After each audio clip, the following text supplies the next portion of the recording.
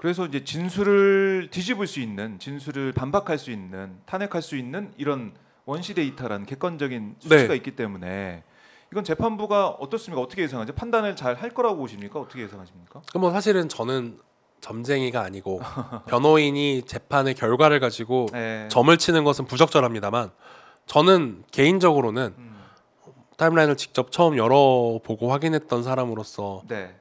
저는 무죄가 나와야 한다라고 믿고 있습니다. 무죄가 나와야 된다. 네.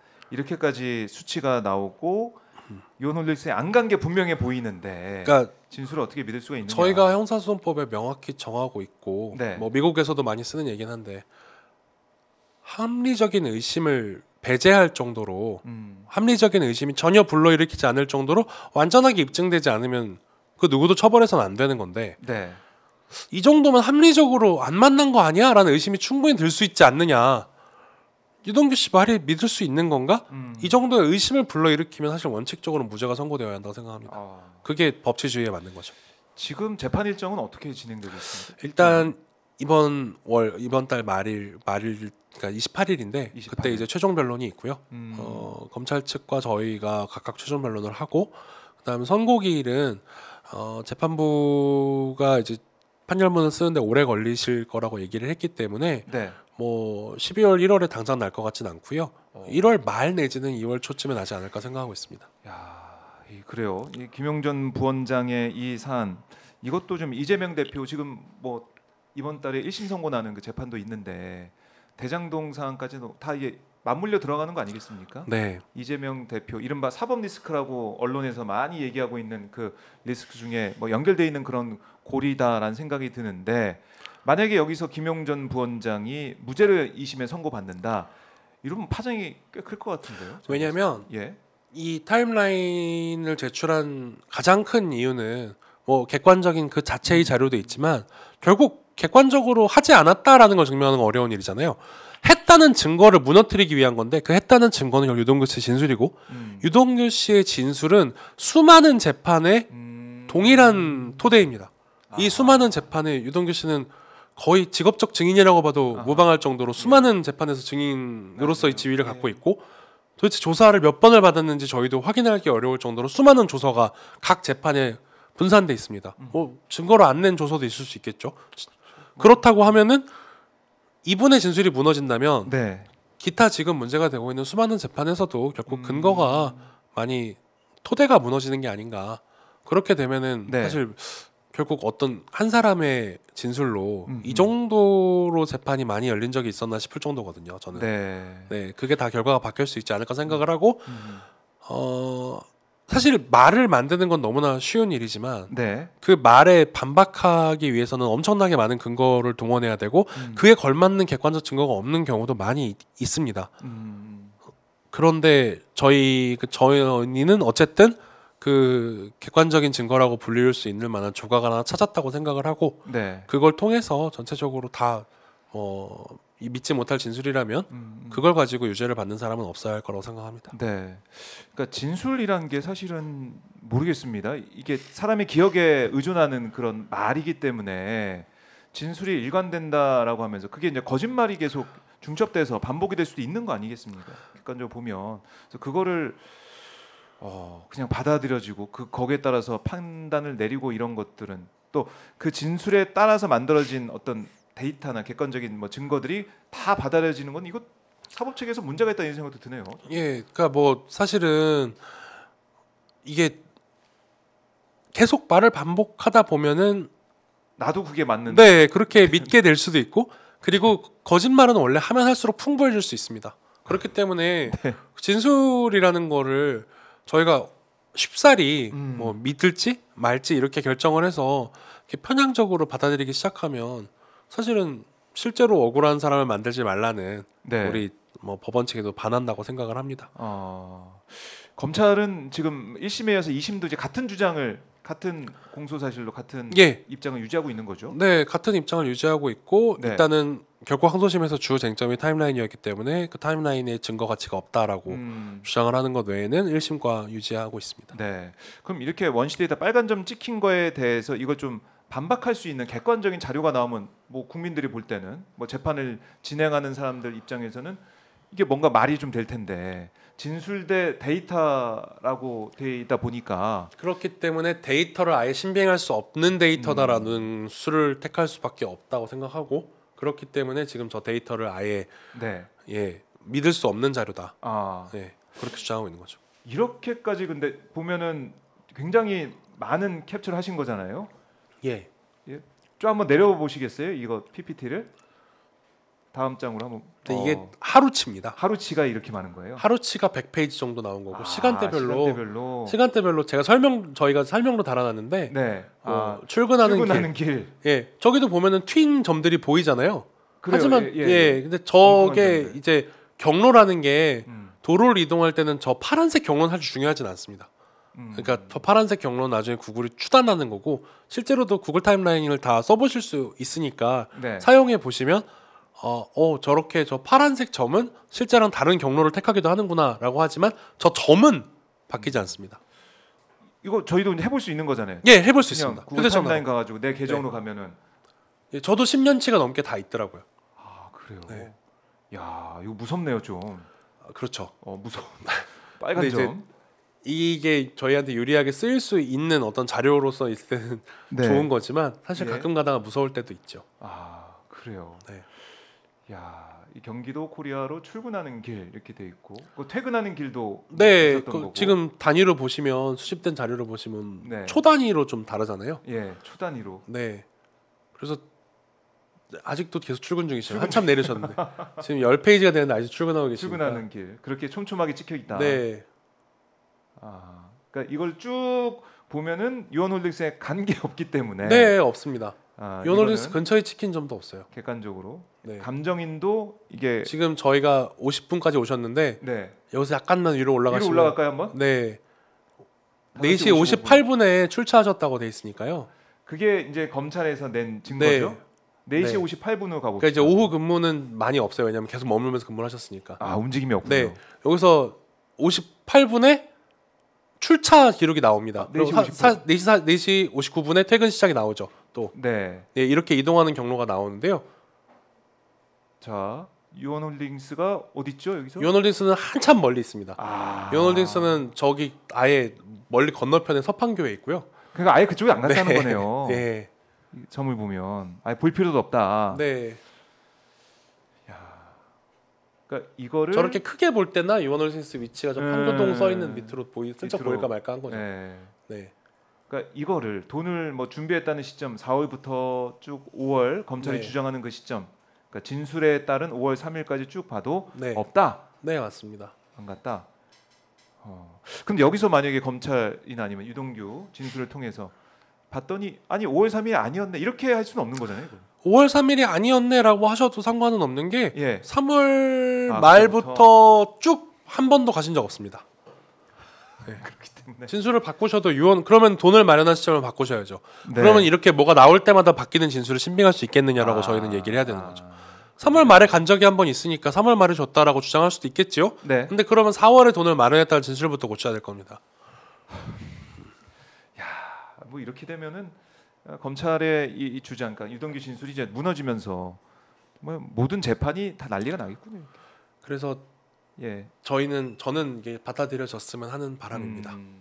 중요한 이제 분기점이고 중요한 상황이다. 네, 그러니까 쉽사리 배척하지 않아 주셨으면 좋겠어요 재판부가. 네. 저는 어쨌든 저기 김용전 부원장님 변호인으로서 지금 나온 거라 그렇죠. 지금 얘기하는 것도 변론 활동의 연장이라고 생각을 네, 하면은 그 결국은 누군가가 이제 판단을 해주실 때 재판부가 저희는 이제 절박하게 거니까. 준비를 한 거고 네. 그다음에 김용전 부원장님으로서도 좀 항소심이기 때문에 네. 사실심으로서 뭔가 사실관계를 다툴 수 있는 마지막 단계이고 그렇죠. 그 마지막 단계에 있어서 저희가 좀 절실하게 준비한 증거를 배척하지 않으셔 주셨으면 그리고 다른 사례에서도 많이 활용된 예가 있고 네. 실제로도 뭐 유죄의 증거든 무죄의 증거든 증거로서 활용돼서 결과를 바꾼 적이 있는 자료인 만큼 네. 저희가 특별히 조작한 흔적이 없고 조작을 하지 않았으니까 없죠.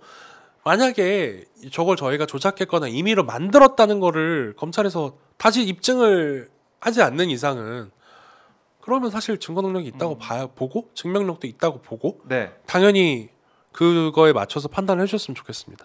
상식적으로 네. 이게 좀 재판부가 잘 판단했으면 좋겠다 이런 바람을 말씀하셨는데, 그러니까 이렇게 재판 과정 또 검찰의 수사 과정 우리가 이렇게 많은 관심을 또 갖는 이유 중에 하나가 이재명 대표 관련된 뭐 수사나 재판 과정에서 국민들이 좀 이해할 수 없는 사항들이 벌어진 부분도 있지 않습니까?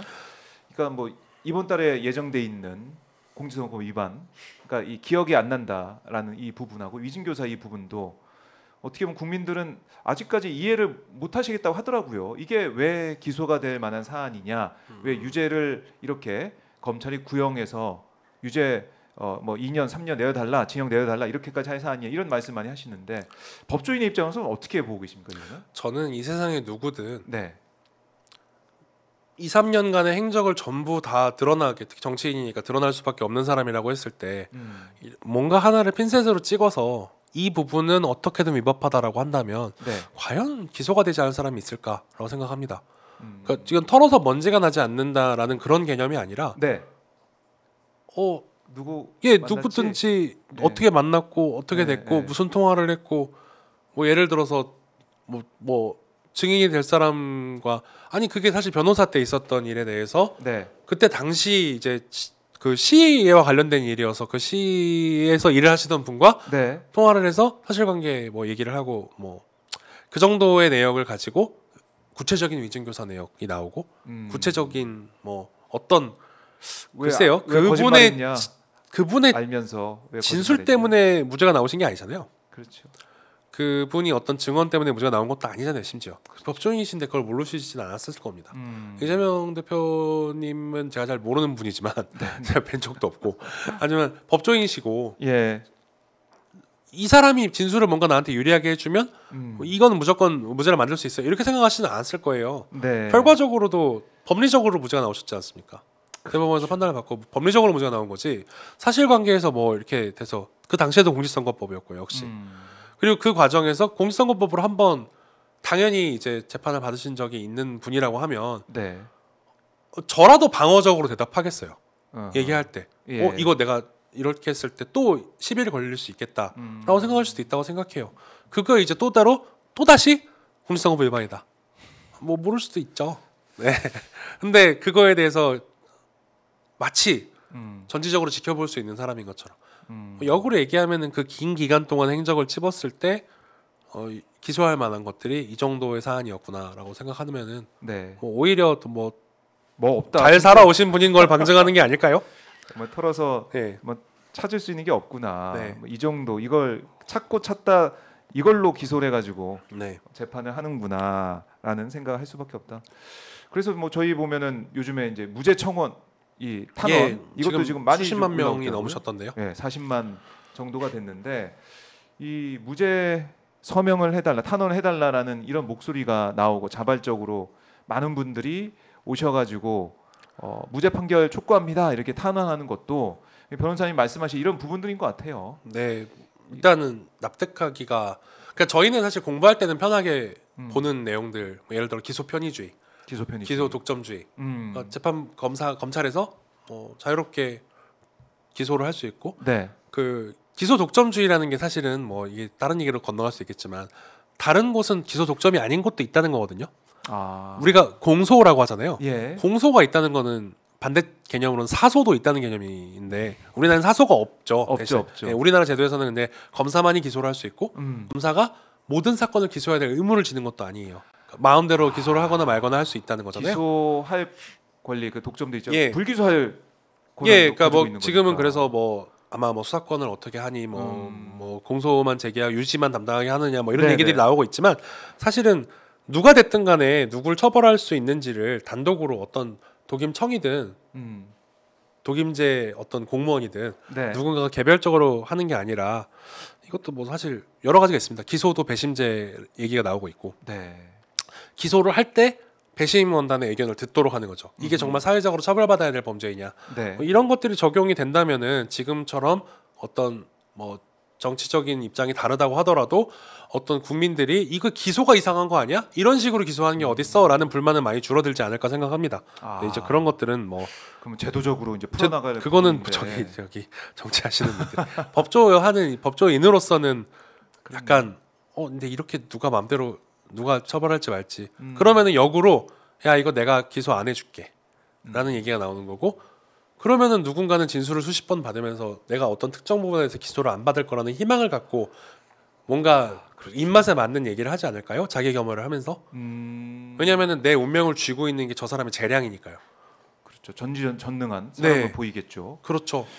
아하, 그렇네요. 변호사님 말씀 들어보니까 쌍방울 대북 송금건도 사실은 지금 재판 진행되는 과정을 보고 이화영 이 전 부지사 쪽의 입장, 주장 또 나오고 있는 여러 가지 영수증 이런 걸 보면은 이것도 참 대단하더라고요. 구치소에 있는 사람의 입장에서, 네. 예컨대 구치소에 수감 중인 사람의 입장에서 수십 번을 연속으로 부르고 그러면 이게 구치소에서 또 포승을 차고 뭐 이렇게 하고 교도관님들이랑 같이 나오셔서 네. 교도관님들이 저기 호송버스에 같이 이렇게 타서 검찰 가죠. 밑에 구치감으로 들어가서 대기하다가 올라가서 또 조사실에 가서 그거를 수십 번을 반복하는데 계속 내용은 거짓말했지 너 왜 이거 숨겨, 너 내가 어디까지 기소할 수 있는지 보여줄까, 이렇게 가다 보면 네. 무섭지요. 아하. 사람은 무서울 수밖에 없죠. 저라도 무서워서 저도 엄청 무서울 것 같습니다. 예. 그거를 뭐 이른바 이제 말을 맞추는 과정이 있었다라는 이화영 전 부지사의 증언이 계속 국회에서도 나왔습니다. 그걸 국민들이 볼 때 정말 이렇게까지 하나 이런 생각은 할 수밖에 없어요. 그래서 검찰 개혁 얘기가 계속 나오는 것 같고요. 네. 이번 김용 전 부원장 건도 지금 보면은 데이터냐 진술이냐 뭐 이렇게 좀 좁혀지는 것 같은데 이 사법부가 어떻게 판단할지 모르겠습니다. 그러니까 다른 사건에서도 네. 데이터가 좀 발견됐으면 좋겠습니다. 다른 사건에서 다른 사건들에서도 데이터가 좀 발견이 됐으면 좋겠습니다. 여러 가지로 찾으려고 모든 많이들 노력하고 계시니까 네. 저희가 뭐 어쨌든 저희는 직업법조인으로서 노력을 하고 있으니까 네. 지켜봐 주셨으면 하겠습니다. 예. 그래요. 이렇게 하나하나 찾아가고 있고 지금 김용 전 부원장의 재판 많이 좀 잊혀진 그런 부분이 있지만 김용 전 부원장 좀 소통하실 텐데 네. 뭐라고 하시던가요? 지금 좀 희망을 가지고 계십니까? 어떻습니까? 그럼요. 본인의 예. 무죄를 본인만큼 확신하는 분은 없으실 거예요. 왜냐하면 본인은 실제 행위를 안 한 분이니까요. 네. 그런데 최근에 해주신 말씀은 어제 저녁에 예. 메시지를 보내셔서 뭐라고 하시던가요? 방송에 가서는 꼭 그렇게 딱딱하지 않게 해도 된다고 하셔서 그냥 그 말씀을 믿고 지금 하고 있습니다. 그러니까요. 굉장히 이해하기 쉽게 설명을 잘해 주셔가지고 저희 구글 타임라인 이거 사실은 모르시는 분 많은데 이런 중요한 의미가 있구나. 검찰의 주장 전화기 2개 쓰니까 이거는 뭐 하나는 두고 하나를 가지고 갔으면 어떡하냐. 구글 타임라인에 안 찍히는 걸로 가져왔으면 어떡하냐. 그러니까 이런 얘기. 네, 그 2개를 썼기 때문에 안 나올 거면은 움직이고 있으면 안 되죠. 움직이고 있으면 안 되는 거죠. 있는 예. 이 치밀한 작전을 짰다라고 검찰이 나중에 주장할지 모르겠습니다만 뭐 흥미진진합니다. 그래서 이번 재판 결과가 그 어느 때보다 2심 재판 결과 중요해 보인다라는 거고 저희도 한번 지켜보고요. 또 최후 진술 이후에 최후 이제 변론 이후에 어떻게 또 결과가 나올 걸 예상하는지 이것도 들어보는 시간도 마련하면서 저희가 진행을 하도록 하겠습니다. 그때 웃으면서 뵀으면 좋겠습니다. 웃으면서. 네. 지금도 웃어도 됩니다.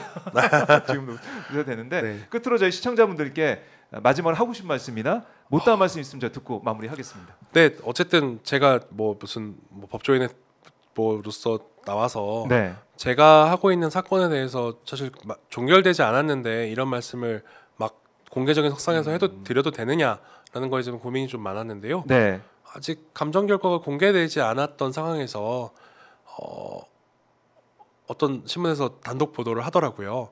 그 검찰 측 입장대로 오차가 많다라는 식의 보도가 나왔기 때문에 저희 입장에서도 저희는 법정 밖에서의 방어권을 행사하기 위해서 나온 거고, 저희 또한 재판에 있었던 자료들 중에 공개해도 될 만한 자료들을 대중 분들께도 다른 시청하시는 분들께도 알리고, 저희가 아주 궁색하게 방어만 하고 있는 입장이 아니라 저희도 열심히 다투고 있다라는 거를 알려드리려고 나왔습니다.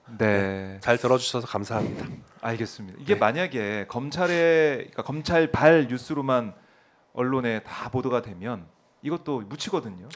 그러면 이제 구글 타임라인은 오차가 있기 때문에 증거 가치가 없는 자료다라는 식으로 보도가 많이 되었겠지요. 그렇죠. 그게 아니다라는 것을 오늘 이제 오마이 TV를 직접 이 방송을 보신 분들은 아 이런 의미가 있고 검찰의 주장이 왜 이렇게 반박을 당하는지 이것도 잘 아실 수가 있겠습니다. 네. 자 변호사님 오늘 말씀 너무나 잘 들었고요. 다음에 또 뵙겠습니다. 네, 감사합니다. 고맙습니다.